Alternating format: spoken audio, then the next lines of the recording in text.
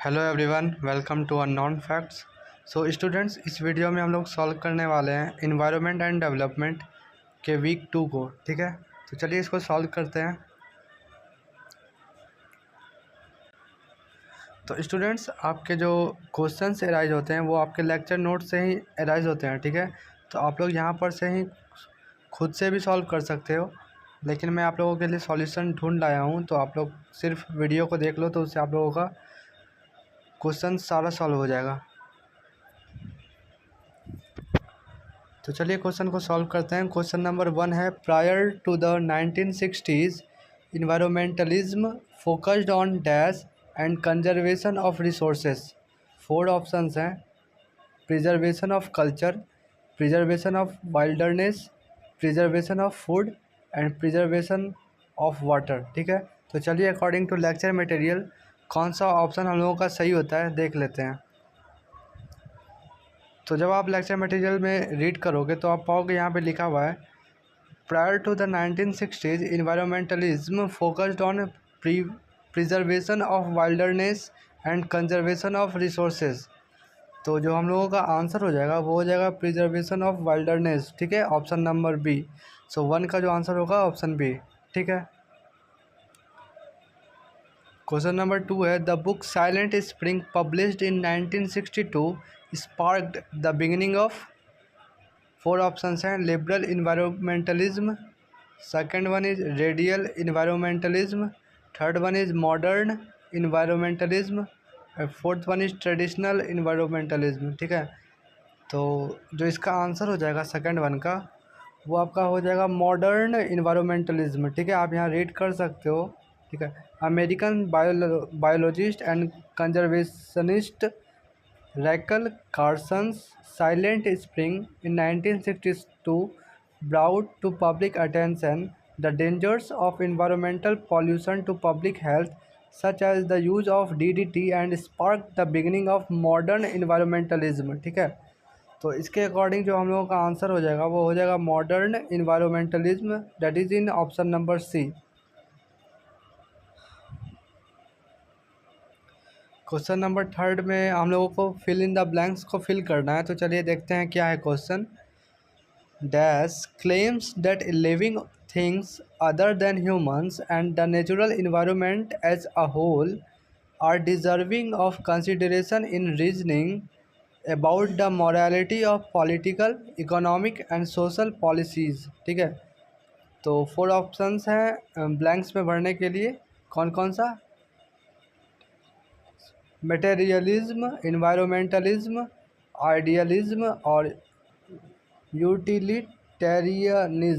ठीक है, जो भी है, तो अकॉर्डिंग टू लेक्चर मटेरियल जो हम लोगों का अप्रोप्रिएट आंसर होगा वो होगा इन्वायरमेंटलिज्म। ठीक है, आप लास्ट वाला जो पॉइंट है आप इसको रीड कर सकते हो। ठीक है, in various ways environmentalism claims that living things other than humans and the natural environment as a whole are deserving of consideration in reasoning about the morality of political, economic and social policies। So for question number 3, the most appropriate answer would be option number B, environmentalism। ठीक है, question number 4 में again हम लोगों को fill in the blanks ही है। तो चलिए देखते हैं। Dash focuses mainly on the negative effects that environmental degradation has on human beings and their interests, including their interest in health, recreation and quality of life। 4 options यहाँ भी हैं, biocentrism, इन्वायरमेंटलिज्म, anthropocentrism और ecofeminism. ठीक है, तो जो lecture material के according हम लोगों का आंसर होगा वो होगा एंथ्रोपोसेंट्रिज्म। ठीक है, आप रीड करो फर्स्ट वाला। तो आप रीड करो फर्स्ट वाला स्टेटमेंट। ठीक है, आपको यहाँ पे सेम स्टेटमेंट मिलेंगे यहाँ तक। ठीक है, तो आप रीड कर सकते हो। Anthropocentric approaches focus mainly on the negative effects that environmental degradation has on human beings and their interests, including their interests in health, recreation and quality of life।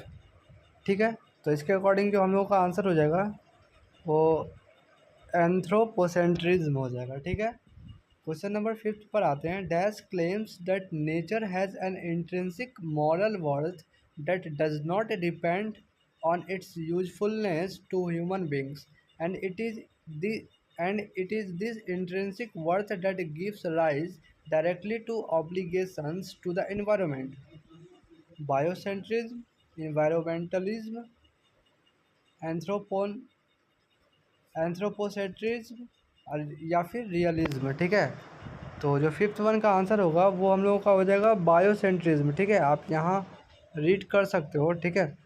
Biocentrism claims that nature has an intrinsic moral worth that does not depend on its usefulness to human beings and it is this intrinsic worth that gives rise directly to obligations to the environment, ठीक है। यहाँ तक statement है पूरा। तो जो question number 5th का answer होगा वो ऑप्शन नंबर ए हो जाएगा, बायोसेंट्रिज्म, ठीक है।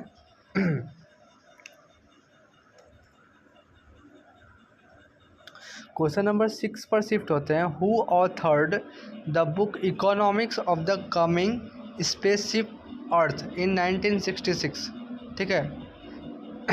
किन्होंने लिखा था? तो रैकल कार्सन या फिर केनेथ ई बॉल्डिंग या फिर पॉल इहरिल्च या फिर नन ऑफ दीज, ठीक है। तो इस बुक के जो ऑथर हैं वो आप यहाँ रीड कर सकते हो, ठीक है। टाइटल में ही लिखा हुआ है the economics of the coming spaceship Earth, Kenneth Evert Boulding in 1966। So जो आंसर होगा हम लोग का वो हो जाएगा option number B, Kenneth E Boulding, ठीक है। तो स्टूडेंट्स आप देख सकते हो कि मैंने सारे आंसर्स आपको लेक्चर मटेरियल से ही ढूंढ कर प्रोवाइड किया है, ठीक है। तो हमारे अकॉर्डिंग तो ये सारे क्वेश्चंस के आंसर जो मैं बता रहा हूँ वो 110% सही है और मेरे ख्याल में आप लोग भी सेटिस्फाई कर रहे होगे कि नहीं, ये सारे आंसर्स जो हैं वो बिल्कुल मैच हो रहे हैं असाइनमेंट से, ठीक है, मीन्स लेक्चर मटेरियल से। तो अगर आपको ये मेरी मेहनत पसंद आ रही है तो प्लीज़ आप इस चैनल को सब्सक्राइब कर देना for upcoming week answers and like भी कर देना जिससे इसकी रीच बढ़ जाए और अगर पॉसिबल हो सके तो please share it with needy ones, ठीक है। तो चलिए अब क्वेश्चन नंबर 7 पर आते हैं। In which year was the intergovernmental panel on climate change IPCC established, ठीक है। किस ईयर में हुआ था? 1963, 1968, 1988 या 1973? तो जब आप लेक्चर मटेरियल पढ़ोगे तो उसमें आप यहाँ देख सकते हो इन 1988 IPCC इस्टेब्लिश्ड, है ना। IPCC इस्टेब्लिश्ड कब हुआ था? तो 1988, option number C. So for question number 7 the answer will be option number C, 1988। Question number 8 is the term ecological refugees refers to, 4 options हैं, unemployed people who eke out a living in the cities on the livings of omnivores prosperity, ठीक है। Option B है displaced people who eke out a living in the cities on the livings of omnivores prosperity, ठीक है। Option C है none of this. Option D है peasants turned slum dwellers who eke out a living in the cities on the livings of omnivorous prosperity। तो according to lecture material जो हम लोगों का answer हो जाएगा वो ऑप्शन नंबर डी हो जाएगा, ठीक है। आप यहाँ पर सेकंड वाला जो पॉइंट है आप देख सकते हो, the third major ecological class that is of ecological refugees peasants. यहाँ पर से आपके सारे जो मैच हो जाएंगे, ठीक है। यहाँ से रीड करो, peasants turned slum dwellers who eke out a living in the cities on the livings of omnivorous prosperity। So for question number 8 the most appropriate answer would be option number D। तो चलिए students बस 2 question बचे हुए हैं, इसको भी हम लोग सॉल्व कर लेते हैं।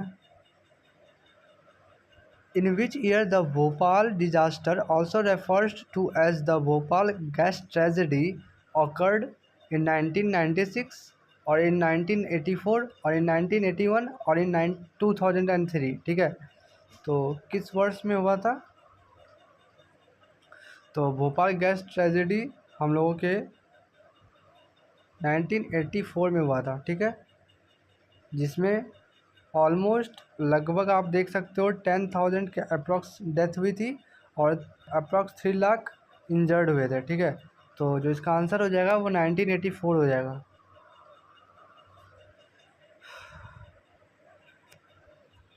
लास्ट क्वेश्चन है स्टूडेंट्स, तो चलिए इसको भी हम लोग सॉल्व कर लेते हैं। Question number 10 is the complete form of NEPA 1969 is the national employment policy act, the national environmental policy act, the national education policy act, या none of this. So according to lecture material जो हम लोगों का answer हो जाएगा वो हो जाएगा क्या, आप यहाँ रीड करो, नेशनल इन्वायरमेंटल पॉलिसी एक्ट, ठीक है, national environmental policy act, that is in option number B. तो स्टूडेंट्स आपने देखा कि हम लोगों ने कितने इजी वे में सारे क्वेश्चंस को सॉल्व कर लिए। तो आप लोगों को यह वीडियो अगर पसंद आया तो प्लीज़ इसको लाइक कर देना और इसको शेयर कर देना उन स्टूडेंट्स तक जिनको इसकी नीड है, ठीक है। और एक बात कि अगर आप लोग चाहते हो कि जब भी मैं वीडियो अपलोड करता हूँ तो तुरंत आपको नोटिफिकेशंस मिल जाए, तो इसके लिए एक ग्रुप मैंने बनाया हुआ है NPTEL 2024 का, तो आप लोग उसमें ज्वाइन हो जाना। नीचे डिस्क्रिप्शन में मैं लिंक शेयर कर दूँगा, ठीक है। So thanks for watching the video.